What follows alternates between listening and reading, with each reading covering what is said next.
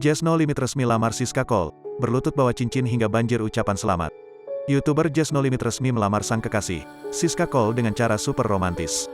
Kabar bahagia datang dari Jazz No Limit dan Siska Cole. Pasangan ini baru saja menggelar acara lamaran. Awalnya, Jazz No Limit ingin memberikan prank pada Siska Cole dengan membuat konten makan malam. Jazz No Limit telah menyiapkan lokasi makan malam romantis yang dipenuhi dengan bunga-bunga kesukaan Siska Cole. Rona kebahagiaan terpancar jelas dalam raut wajah mereka berdua saat makan malam. Setelah menikmati makan malam, Jazz No Limit tiba-tiba menyuruh Siska Cole untuk melihat ke arah belakang. Arah tersebut melihatkan tulisan, "Marimi, menikahlah denganku." Saat melihat tulisan tersebut, Siska Cole terharu dan tak menyangka akan dilamar oleh Jazz No Limit.